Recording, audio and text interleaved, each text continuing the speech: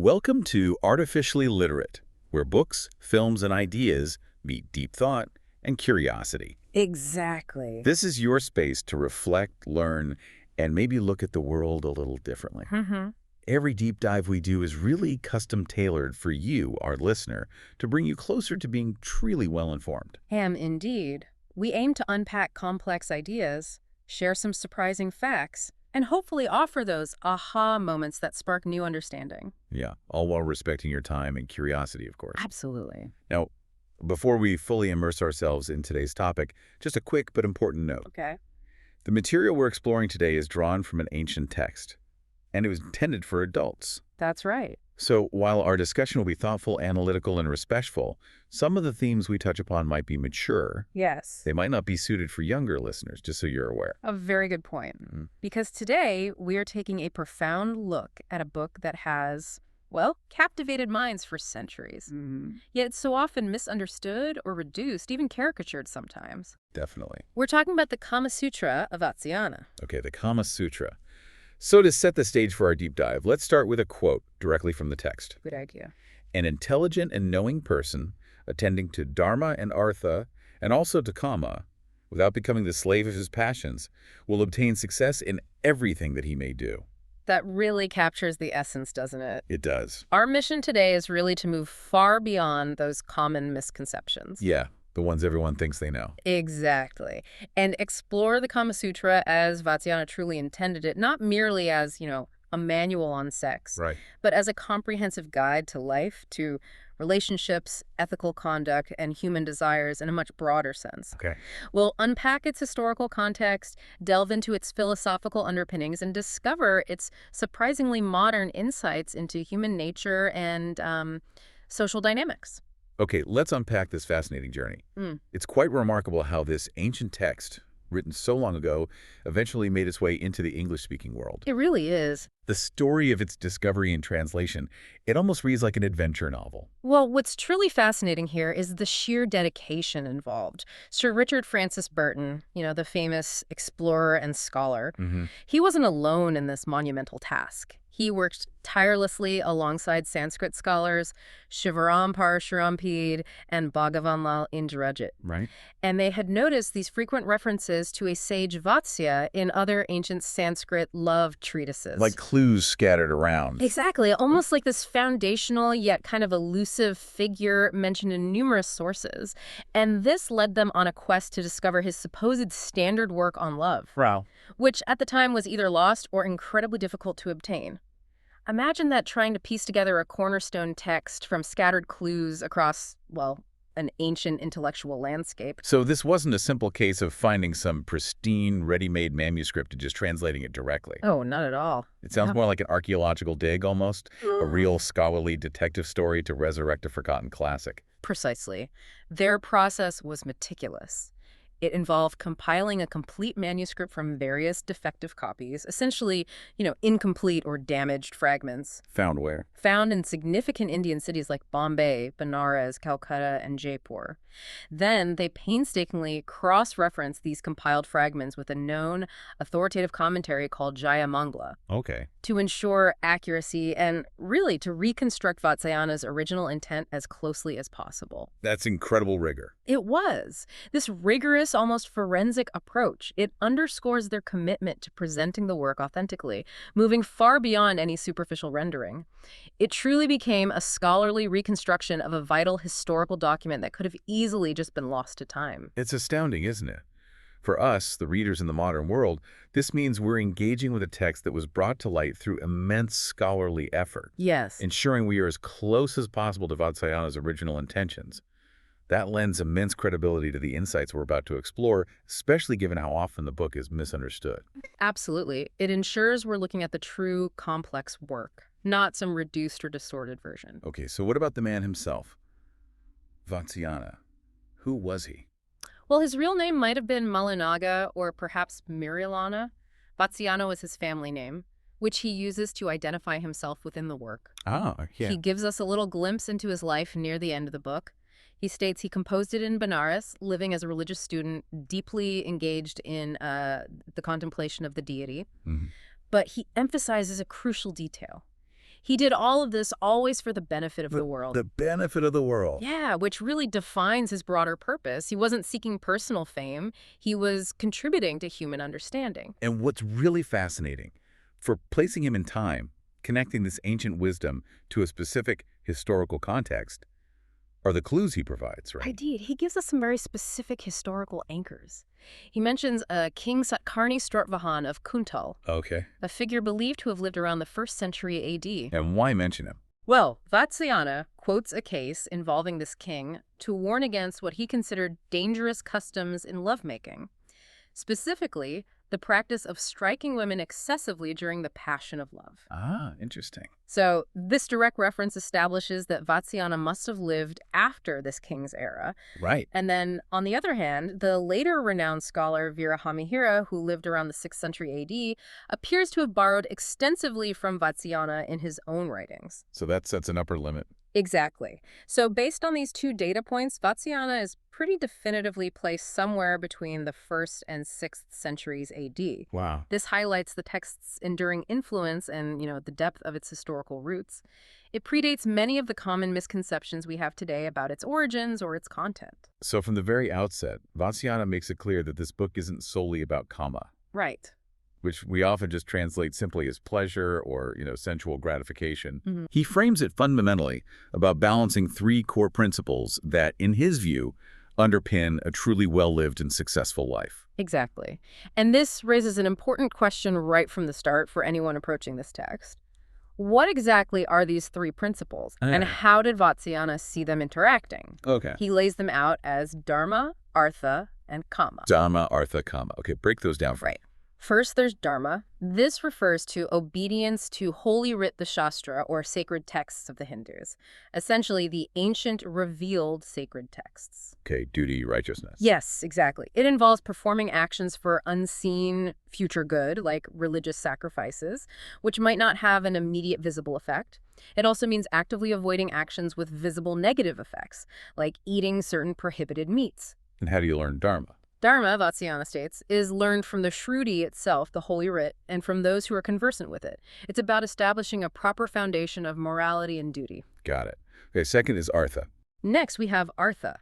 This principle focuses on the acquisition of tangible assets. Like wealth. Yes, practical things like land, gold, cattle, other forms of wealth, and also equipages, meaning things like chariots or vehicles. Okay. But significantly, it also includes the acquisition and, importantly, the protection and increase of friends. Oh, interesting. Friends as assets. In a way, yes, beneficial connections. So Artha is about worldly prosperity, security, and these valuable connections. And this, he says, is learned from king's officers and merchants, reflecting its very practical, worldly nature. Makes sense. And finally, Kama. Finally, there's Kama. This is the enjoyment of appropriate objects by the five senses. Hearing, feeling, seeing, tasting, and smelling. Right, the pleasure principle. Yes, but it's enjoyment assisted by the mind and the soul, resulting in pleasure. The essence of Kama, as Vatsyayana describes it, is this sort of peculiar and delightful contact between an organ of sense and its object, and the consciousness of pleasure that arises from that contact. And this specific understanding of Kama is quite naturally learned from the Kama Sutra itself, and from the practice of citizens. So it's a really profound, holistic vision of life. It encompasses spiritual duty, material well-being, and sensory enjoyment. Precisely. And Vatsyayana clearly establishes a hierarchy among these, right? It's not just a free-for-all where anything goes. Exactly right. He states that generally, Dharma is superior to Artha, and Artha is superior to Kama. Okay. This establishes a clear moral and societal framework. Spiritual and material well-being generally take precedence over pure pleasure. But I sense a but. Well, what makes Vatsyayana so pragmatic and insightful is that he also provides crucial exceptions. For instance, he argues that a king should prioritize Artha because the very livelihood of his people depends solely on it. Right, practical reality. Exactly. And similarly, he notes that public women whose occupation is directly tied to pleasure, well, they should prioritize Kama. Again, pragmatic. It isn't a moral judgment, but a keen recognition of their societal role and means of livelihood. But what's truly critical for understanding the ethical framework of the book is his overarching emphasis. Which is? An action which conduces to the practice of one of them at the expense of the remaining two should not be performed. The balance. Exactly. None of these three pursuits should be followed to the detriment of the others.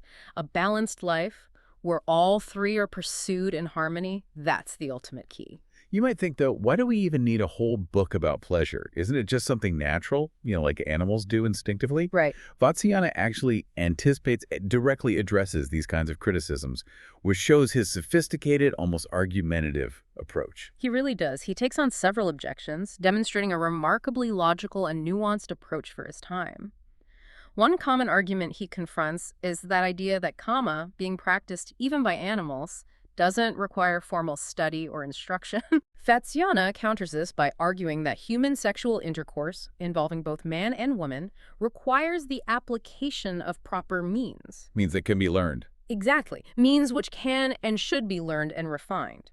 Unlike animals, he points out, human interaction involves complex thought, consideration, emotional depth.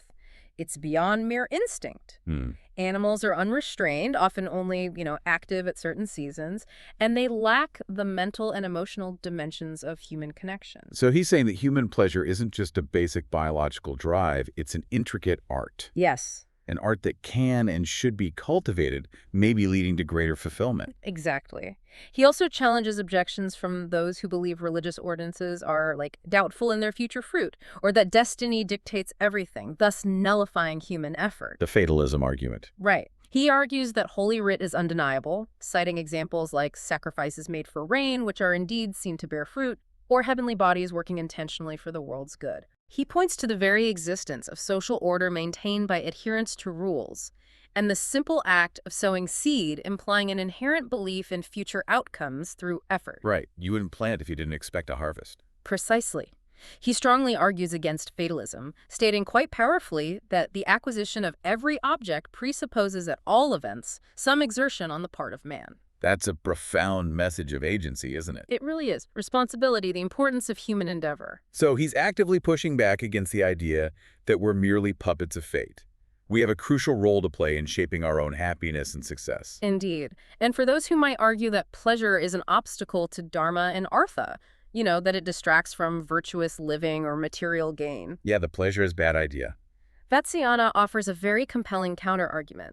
He asserts that pleasure is necessary for the existence and well-being of the body as food. As necessary as food. Wow. Yes. And it is, in fact, a result of dharma and artha. The implication is that when one lives virtuously and gains wealth responsibly, pleasure naturally and appropriately follows. So it's earned, in a way. In a way, yes. And his advice, crucially, is to pursue it with moderation and caution. He uses a very relatable analogy. No one refrains from sowing seed just because deer might destroy the corn. Wait. Nor from cooking food because beggars might ask for it. This pragmatic view positions pleasure not as a vice to be shunned, but as an integral, beneficial, and desirable part of a well-rounded human life when approached thoughtfully and ethically. What Vatsyayana is laying down here is a highly practical yet deeply philosophical approach to the entirety of human experience. Absolutely. Placing pleasure squarely within a broader ethical and societal context. It's really a complete manual for living. And this is where we get into the remarkable breadth of Vatsyayana's vision, truly shattering so many modern misconceptions about the Kama Sutra. He states that a man should study the Kama Sutra and its subordinate arts and sciences, which sounds expected enough, right? Sure. But what's truly surprising, really revolutionary for the time, is that he explicitly says even young maids should study this Kama Sutra along with its arts and sciences before marriage. Young maids. Before marriage. Yes, and continue studying after marriage with their husband's consent. This is a strikingly progressive stance for an ancient text. So it's not just for men, and it's absolutely not just about sex. This challenges so many modern assumptions about the purpose of the book and the role of women in ancient India. Absolutely. The 64 arts, or Chatushashti, are presented as a comprehensive curriculum for a well-rounded individual. 64, that's a lot. It is. And their primary purpose is to enhance attractiveness, adaptability, and social standing for both men and women. These are far from merely bedroom skills. Okay, give us some examples. What kind of arts are we talking about? It's an incredibly diverse list. It spans fine arts, practical knowledge, social graces. For instance, you have performing and visual arts, singing, playing musical instruments, dancing, writing, drawing, painting, even tattooing.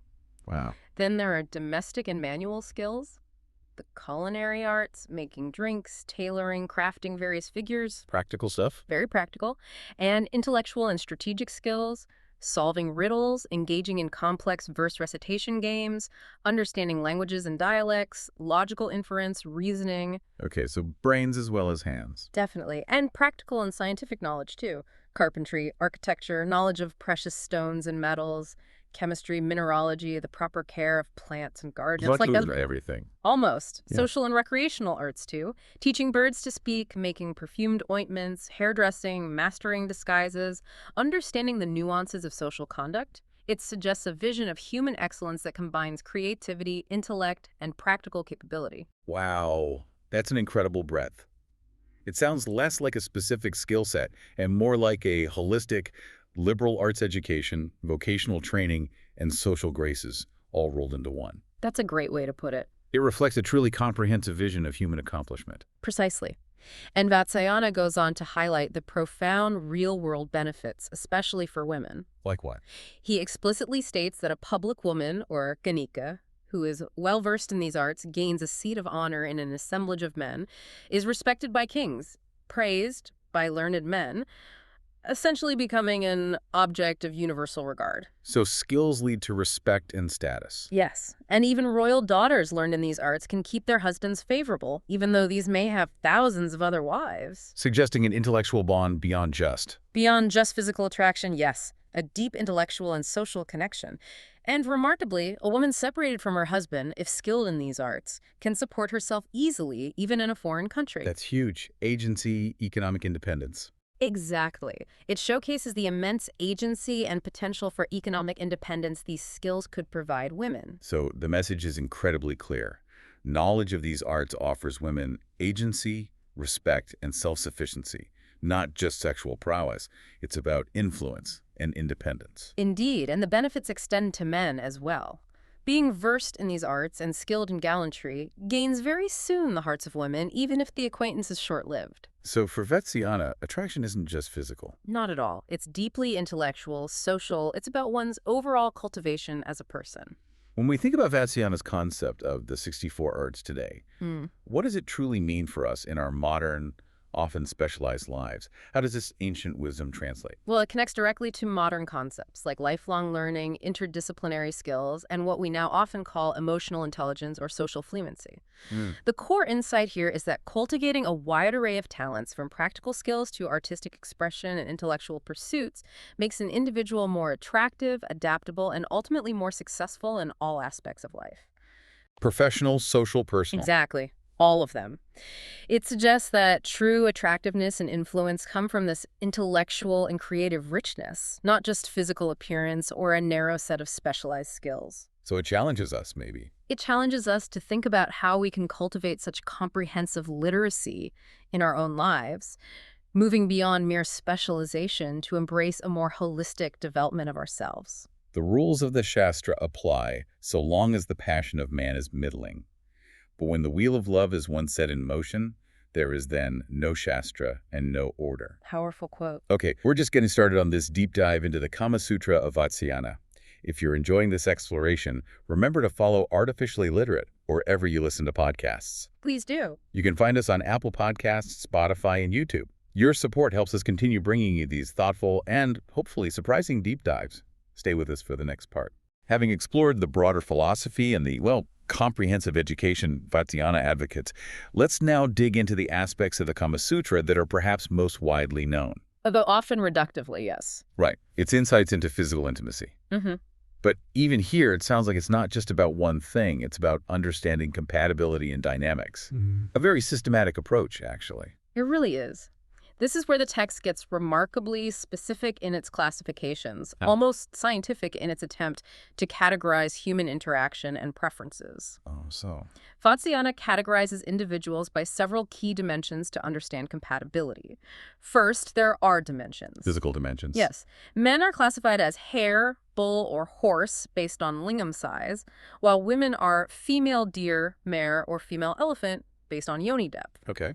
This creates a matrix of 9 possible unions, 3 equal unions, like a hare man with a female deer, and 6 unequal ones. And what's the significance? Vatsyayana states that equal unions are generally the best for mutual pleasure, while the most extreme unequal ones are considered the least conducive to satisfaction, with the rest falling somewhere in between. So it's like a complex matrix of physical compatibility, recognizing that comfort and pleasure in intimacy aren't one size fits all. It's about finding the right physical dynamic. Exactly. And beyond physical dimensions, individuals are categorized by their force of passion. Okay. Small, middling, or intense passion, again resulting in 9 combinations based on how these align between partners. Makes sense. And finally, by time. Individuals are short-timed, moderate-timed, or long-timed in their arousal and climax. Leading to another 9 unions. Exactly. This level of detail underscores the idea that satisfying intimacy, according to Vatsyayana, is not a simple universal act, but a nuanced interaction based on individual characteristics and needs. It's about understanding compatibility on multiple levels. And what about that idea of female emission? It's fascinating that the book addresses this, given how long this topic has been debated, even in modern science. It is fascinating. It's a truly interesting debate within the text itself, showcasing diverse ancient perspectives and a clear effort to understand female physiology. What were the different views? Well, one authority cited, or Dalika, argues that females don't emit semen, only experience pleasure, and that males simply remove their desire while females feel a certain sensation.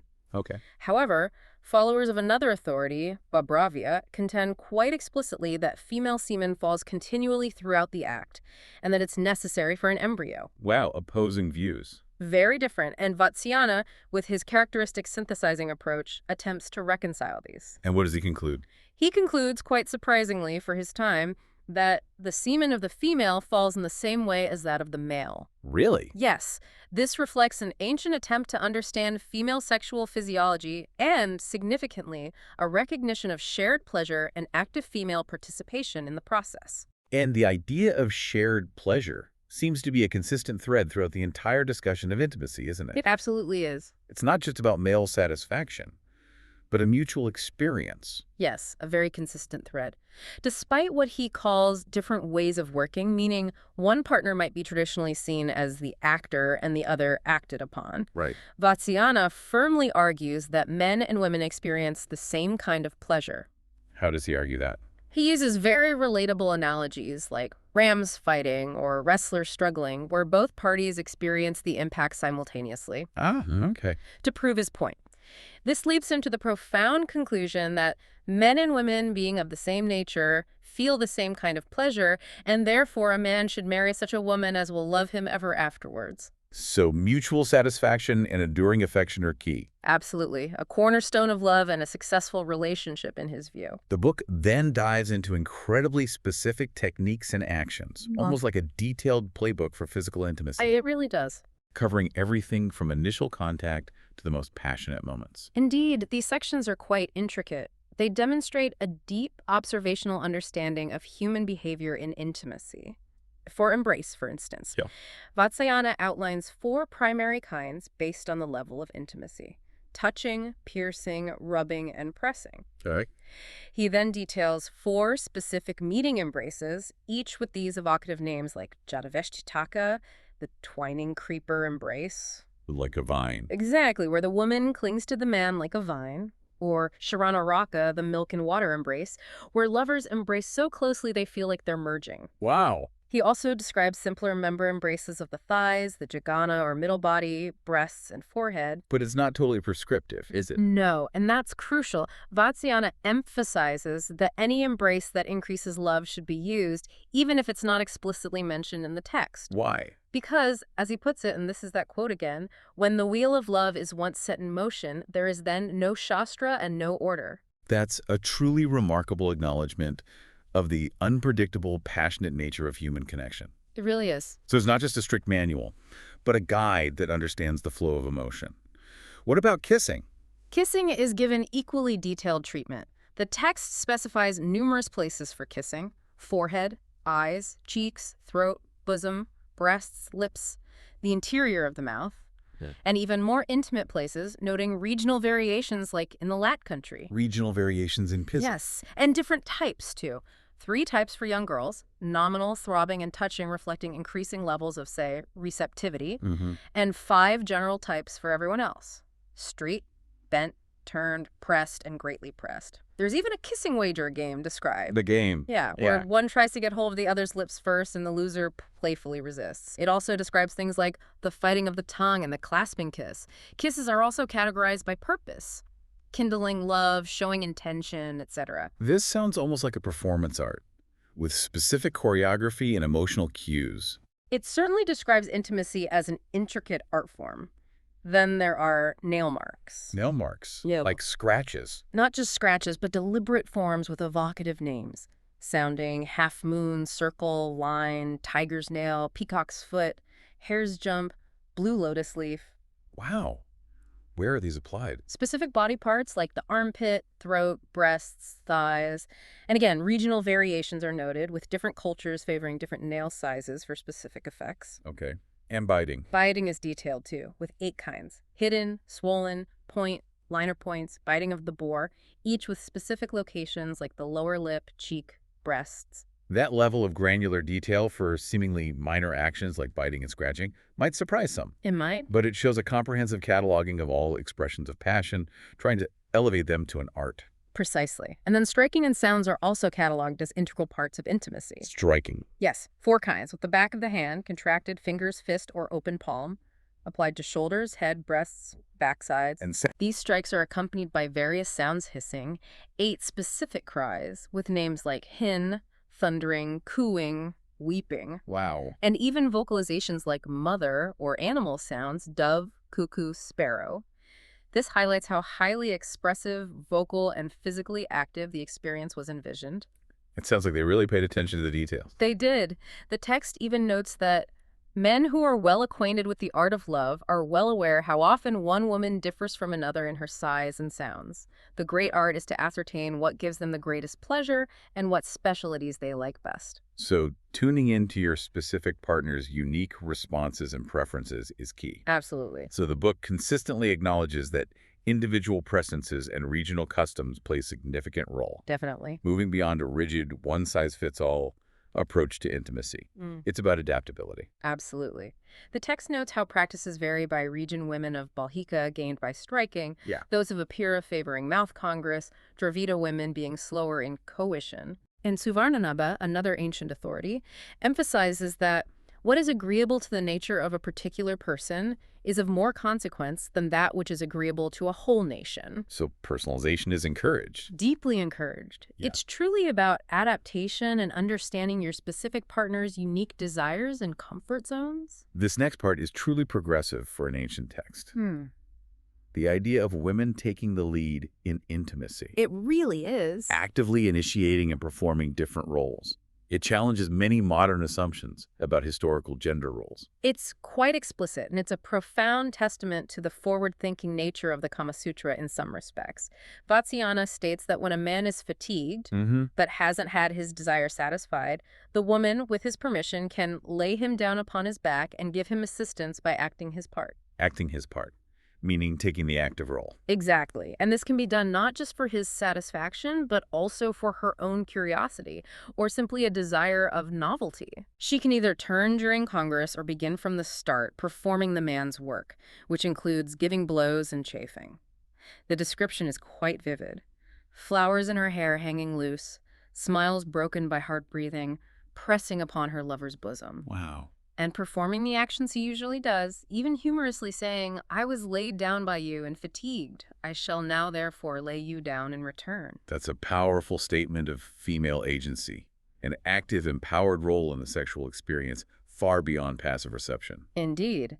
It implies a dynamic of mutual pleasure and shared initiation. What else does it say about different types of Congress? The book also lists many types, extending beyond what might be considered conventional, demonstrating a wide range of accepted practices for the time. Such as? These include supported and suspended positions in various animal congresses, where partners imitate the characteristics of animals like the cow, dog, goat, deer, ass, cat, tiger, elephant, boar, and horse. Imitating animals. Yes, their characteristics during the act. There's even United Congress, 1 man, 2 women, and Congress of a herd of cows, 1 man, many women, Okay. as well as Grammariary, which describes group sex where several men enjoy a woman either one after another or simultaneously. That's quite a range. It is. And crucially, Vatsyayana notes, an ingenious person should multiply the kinds of congress after the fashion of the different kinds of beasts and of birds. Performed according to the usage of each country and the liking of each individual, these generate love, friendship, and respect in the hearts of women. So variety and individual preference are encouraged again. Consistently. And what about the Oparishtaka, or mouth congress? That's another surprising detail, often overlooked or maybe sensationalized. It is indeed mentioned. The text details 8 specific acts related to mouth congress, noting it was often performed by eunuchs disguised as male or female who derived pleasure and livelihood from it. Was it controversial then? Yes. Some acharyas, or ancient authors, considered it the work of a dog and not of a man, calling it a low practice, and opposed to the orders of the Holy Writ. But what did Vatsyayana think? Vatsyayana, with his characteristic pragmatism and understanding of social realities, argues it's not prohibited with courtesans. Context matters. Exactly. He also notes that any potential injury to the male can be easily remedied. He stresses again that one should act according to the custom of his country and his own inclination. So, cultural relativism. Yes. And he even states, quite surprisingly, that the mouth of a woman is clean for kissing and such like things at the time of sexual intercourse. This highlights the cultural relativism Vatsyayana applies, suggesting local customs and individual preferences can override strictures in certain contexts. When we look at these incredibly detailed descriptions of intimacy, what profound lessons can we draw from modern relationships, especially now, with more open conversations about sex and consent? Well, I think the overarching insight is the importance of active participation from both partners. Open communication and the exploration of individual and mutual preferences for true satisfaction. Right. The emphasis on tailoring experiences to individual liking, rather than rigidly adhering to a set of rules, speaks volumes about consent and personal agency, even in an ancient context. It suggests partners being really attuned to each other. Deeply attuned to each other's needs and desires, yes. And that phrase again, no shastra and no order, when passion is high. Yeah. It's such a profound recognition of the intuitive, uninhibited aspect of human intimacy. It reminds us that sometimes spontaneity and emotional connection really trump technique and preset rules. And it reminds us that ancient wisdom recognized complex sexual dynamics, which can feel surprisingly progressive today. Exactly. Encouraging us to approach intimacy with both knowledge and an open mind, always prioritizing mutual satisfaction. Whatever things may be done by one of the lovers to the other, the same should be returned by the other, i.e., if the woman kisses him, he should kiss her in return. If she strikes him, he should also strike her in return. Reciprocity. Moving beyond physical intimacy, the book offers remarkably detailed advice on courtship, which goes far beyond simple attraction and recognizes the deep psychological and social underpinnings of building a relationship. How so? Vatsyayana specifically advises that a poor man, or one from a lower family, should endeavor to gain over the girl from her childhood to love and esteem them. From childhood? That sounds different. It suggests a long-game strategy, not about immediate conquest, but about cultivating affection and respect from an early age. So it's about building a connection over time, a slow burn, rather than a fleeting love at first sight. How do you actually do that, according to the text? What practical advice does he offer? The book outlines quite specific and subtle strategies for the man. It recommends childhood engagement. Meaning? Spending time with the girl in innocent games, flower collecting, playing house, dice, hide-and-seek, gymnastics. This helps build a natural rapport and familiarity before romantic intentions are overt. He should also build rapport with her friends and female attendants, especially the nurse's daughter, as they can be key allies and, conduits of information. Strategic. Very. Then there's subtle signaling. Like what? The man intentionally holds her hand during games, practices touching embraces, very light, non-threatening physical contact, and even shows her human beings cut out of a leaf of a tree, presumably intimate figures, at intervals. In water sports, he might dive away, then resurface close to her. He might share his pangs of love or relate beautiful dreams about other women, subtly hinting at his emotional state without direct declaration. So a lot of indirect communication and creating opportunities for innocent physical closeness rather than immediate aggressive pursuit. Sounds very strategic. Precisely. And in more public or semi-private settings, there's public and private fascination. Oh, what? Sitting near her, touching her foot or toes, pressing her fingers, or sprinkling water on her. In lonely places, he's advised to make love to her verbally through eloquent conversation. He might even pretend illness to bring her to his home, where he would intentionally hold her hand and place it on his eyes and forehead, a vulnerable and intimate gesture. Wow. Gotaka, one of the ancient scholars Vatsyayana draws upon, stresses that though a man loves a girl ever so much, he never succeeds in winning her without a great deal of talking. So communication is key. Absolutely highlights the power of communication and persuasion. What's truly striking is how the text then details the girl's manifestations of love in response to these overtures. Yeah. It's almost like a psychological profile, It is. offering a woman's perspective, although maybe from a male observer. Yes, offering clear outward signs and actions that might betray her feelings, suggesting a careful study of nonverbal cues. Like what? A girl in love, according to Vatsyayana, will not look him directly in the face, but become abashed when seen by him. She'll secretly look at him when he's gone, hang her head, give indistinct answers, desire his company, speak in peculiar tones to attract attention. Subtle signs. Very subtle. She won't wish to leave his presence, might slowly narrate stories to prolong conversation, kiss a child in her lap in front of him, confide in his friends, respect his servants, avoid him when undressed. These cues are meant to be observed by the discerning man. And there's strong advice against a girl making the first move, Yes. which on the surface seems to reinforce traditional gender roles, yet maybe with a strategic twist. Exactly. Old authors say that although the girl loves a man ever so much, she should not offer herself or make the first overtures, for a girl who does this loses her dignity and is liable to be scorned and rejected. Okay, so preserve dignity. But once a man does show interest and begins his pursuit, she should be favorable, but still receive his advances passively at first. Right. Crucially, she should resist his attempts to have her until she's absolutely certain that she's truly loved and that her lover is indeed devoted to her and will not change his mind. Make sure he's serious. Precisely. Then and only then should she yield and persuade him to marry her quickly. It's a strategic yielding, ensuring her long-term security and respect within the relationship rather than mere impulsiveness. And about marriage itself, the book discusses various forms, right? Showing a pragmatic understanding of different societal norms. It does. It discusses various forms, emphasizing that a marriage solemnly contracted in the presence of fire cannot afterwards be set aside. The traditional binding one. Exactly, highlighting its permanence and social weight. But importantly, the Gandharva form of marriage, What's that? based solely on mutual consent without any form or ceremony. This form is particularly respected. Really? Why? The text states it is above all the result of previous love, and that as the fruit of all good marriages is love, the Gandharva form of marriage is respected. Wow.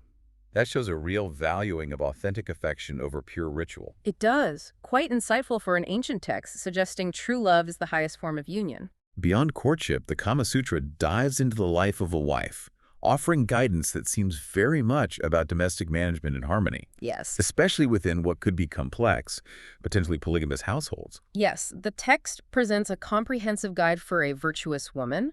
She should act in conformity with his wishes as if he were a divine being, implying respect and devotion. Okay. But importantly, she should also, with his consent, should take upon herself the whole care of his family. So not a passive role at all. Not at all. Active management, deep responsibility. This involves keeping the house meticulously clean, arranging flowers aesthetically, tending a garden with various specific plants, Like what? green vegetables, sugarcane, fig trees, various flowers like jasmine and China rose, and revering household gods. Right. She manages meals, respects his family, avoids bad company, dresses appropriately, ornaments and perfumes for private moments, simpler attire for every day. She even manages the household's provisions, buying earth, bamboos, firewood skins, and iron pots at appropriate times, and seeds for vegetables. It paints a picture of a very active and integral role for the wife, almost like a household CEO, That's a good way to put it. responsible for both the domestic sphere and the spiritual well-being of the family. Yeah. But what about polygamy? The text acknowledges this reality It does. and offers advice on how to navigate it, which must have been a common and challenging structure. It does, and it provides fascinating insights into the social dynamics of the time. The text lists reasons for remarriage, like the folly of the first wife, husband's dislike, want of offspring, husband's incontinence. Okay. It then details the intricate dynamics of a polygamous household, offering a nuanced guide to maintaining harmony. Oh. The elder wife should give the younger wife a superior position, make her decorate herself, offer careful advice, treat her children as her own, cherish her friends and relations. Be gracious, essentially. Yes, and the younger wife should regard the elder as a mother, not reveal secrets, not approach her husband without the elder's permission. She should tell the elder everything and take care of the senior's children even more than her own. A clear hierarchy and set of duties. Exactly. And for the husband with many wives, the advice is to act fairly towards all, avoid revealing one wife's secrets to another, prevent them from speaking ill of each other. How should he please them? Through secret confidence, respect, flattery, shared activities like visiting gardens, amusements, presents, honoring their relations, sharing secrets, and of course, loving unions. This sounds less like a typical relationship guide and more like a masterclass in domestic diplomacy. It really does. Complex conflict resolution, the level of detailed social strategy is striking. It truly is. It reflects a society where polygamy was a recognized and complex structure, and Vatsyayana provides practical, if sometimes, quite calculating, advice to maintain harmony within such a system. Now, the Kama Sutra also devotes an entire section to courtesans, Right. drawing extensively from a treatise by Dhaka prepared specifically for the public women of Pataliputra modern Patna. And why is this section important? It's crucial for understanding ancient Hindu society. Vatsyayana notes that the Hindus have ever had the good sense to recognize courtesans as a part and portion of human society. Recognize them. Yes, and so long as they behaved themselves with decency and propriety, they were regarded with a certain respect. Their education was often superior to that of married women, Making them intellectual and entertaining companions, quite similar perhaps to the renowned Greek heteros. So not just for pleasure, but for sophisticated companionship, intellectual exchange, even cultural influence. That really elevates their societal role. Precisely. Courtesans, according to the text, operate for sexual pleasure as well as their own maintenance. Pleasure and livelihood. Exactly. And while natural love is acknowledged, when seeking money, they must still conduct herself as if her love were indeed natural. Why? Because men repose their confidence on those women who apparently love them. It's about building trust for financial gain. They are advised to cultivate relationships with influential figures across society. City guards, judges, astrologers, powerful men, learned men, teachers of the 64 arts, confidants, parasites, jesters, various vendors. Networking. Essential networking for furthering their interests, acquiring wealth, and protecting themselves. They also had specific strategies for attaching men and selecting targets. Targets for money versus targets for love. Exactly. For money. Wealthy, young, powerful, liberal men. For love and fame, men of high birth, learned, poets, eloquent, strong, sociable, not entirely devoted elsewhere, free from envy. Different goals, different targets. And what happens when a courtesan actually lives with a man, essentially as a wife? Yeah. How does the book advise her to manage that complex situation? She should behave like a chaste woman and do everything to his satisfaction, but critically. Yes. She should give him pleasure, but should not become attached to him, though behaving as if she were really attached. Wow, that's intense emotional labor. It requires a remarkable level of emotional labor and strategic deception. This complex dynamic is often managed, the text suggests, by having a harsh mother or nurse who demands money from the man. Why? This allows the courtesan to seem reluctant to ask herself, thus preserving the illusion of disinterested love in the eyes of the man. Clever, if cynical. Very. The courtesan must master the art of emotional manipulation.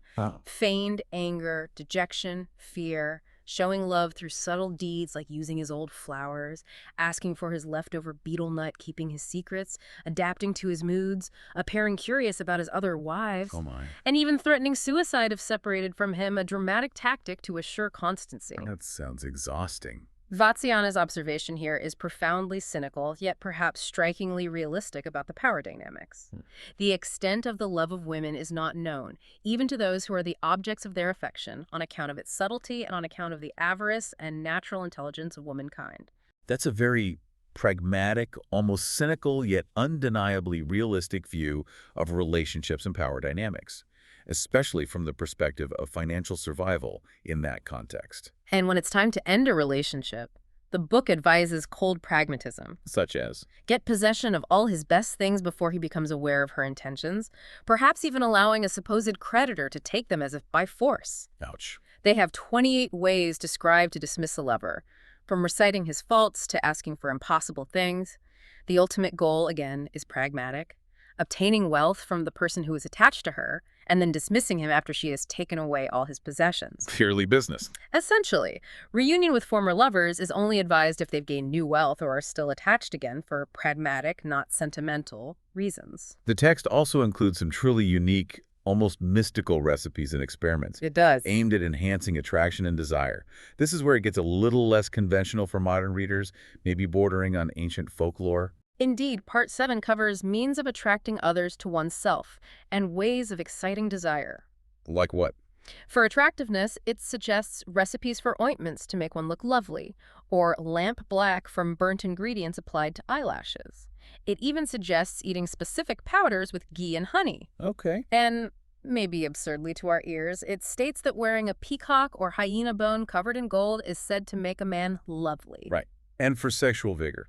Potent concoctions using milk, sugar, various plant roots, and quite strikingly, the testicle of a ram or a goat boiled in it, or eggs of the sparrow. Okay, ancient aphrodisiacs and remedies. However strange they might sound now, they showcase a universal human desire to influence attraction. Exactly. And then there are even more surprising sections on lingam enlargement perforation. Really? Yes. It describes methods for temporary or permanent enlargement using things like insect bristles and plant juices, causing a swelling called sukha that supposedly lasts for life. Wow.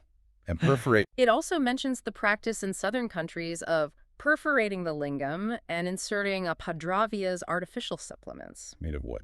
Made of gold, silver, ivory, or wood, sometimes studded with globules. These would be inserted into the hole, supposedly to increase pleasure for the woman. These remedies, however absurd or bizarre some sound to us today, speak to a deep and timeless human desire, don't they? They absolutely do. For control over attraction, virility, physical satisfaction, a constant through history, across cultures. Yes, they certainly do. But Vatsyayana, ever the pragmatist, adds a crucial caveat to all these mystical remedies. Which is? No means should be tried which are doubtful in their effects, which are likely to cause injury to the body, which involve the death of animals, and which bring us in contact with impure things. Ah, the safety warning. Exactly. Such means should only be used as are holy, acknowledged to be good, and approved of by Brahmins and friends. This is a quintessential Vatsyayanian touch, grounding even the mystical and ethical considerations in common sense, emphasizing safety and moral acceptability. This entire journey through the Kama Sutra, from its philosophical foundations to the practicalities of relationships, courtship, the world of courtesans, and the surprising details of intimacy. It gives us so much to think about. It really does. About human nature across millennia. It's truly a comprehensive guide to life. It absolutely connects to our contemporary understanding of relationships as complex negotiations of desire, power, and mutual respect. The emphasis on individual preference, consent, even if implied by subtle cues, and the recognition of women's agency, sometimes hidden, is remarkably resonant. It makes you question assumptions, doesn't it? It makes us question our own assumptions about what constitutes traditional or modern relationships. It highlights that many of the psychological and social dynamics we grapple with today have ancient roots. The book reminds us that human nature, in its desires and complexities, remains much the same across millennia. It certainly makes you think about how we define true literacy in love and life. It suggests it's not just about reading books or following rigid rules, but about understanding people, their intricate motivations, and the complex cultural context in which relationships thrive. It's about genuine wisdom. And it's also a powerful reminder from the book itself. An act is never looked upon with indulgence, for the simple reason that it is authorized by the science. Because it ought to be remembered that it is the intention of the science, that the rules which it contains should only be acted upon in particular cases. Context is everything. Exactly. Critical thinking and context are always paramount. Don't just follow the rules blindly. Understand why and when they apply, and apply them with wisdom and discretion. A clever man, depending on his own ability and observing carefully the ideas and thoughts of women and removing the causes of their turning away from men, is generally successful with them. Insightful. As we conclude this deep dive, Vatsyayana leaves us with a profound final thought about the true purpose and ethical framework of his work, pulling it all together into a singular, powerful statement. This work is not intended to be used merely as an instrument for satisfying our desires. A person acquainted with the true principles of this science, and who preserves his dharma, artha, and kama, and has regard for the practices of the people, is sure to obtain the mastery over his senses. Mastery over the senses? Yes. In short, an intelligent and prudent person attending to Dharma and Artha and attending to Kama also, without becoming the slave of his passions, obtains success in everything that he may undertake. The Kama Sutra, then, is really a testament to the timeless complexity of human connection and the enduring pursuit of a balanced, fulfilling life. It's a work that has truly stood the test of centuries, placing Vatsyayana among the immortals. His insights into human behavior, relationship dynamics, societal structures, they feel as relevant today as they were nearly 2 millennia ago. We truly hope this deep dive has given you a richer, more nuanced understanding of this ancient text. Moving beyond the stereotypes. Exactly, moving far beyond the popular, often reductive caricatures. Thank you for listening to Artificially Literate. Be sure to check out our other deep dives and follow us for more explorations into fascinating topics. Stay tuned for the next book we'll be exploring. And remember, reading a book every day keeps stupidity away.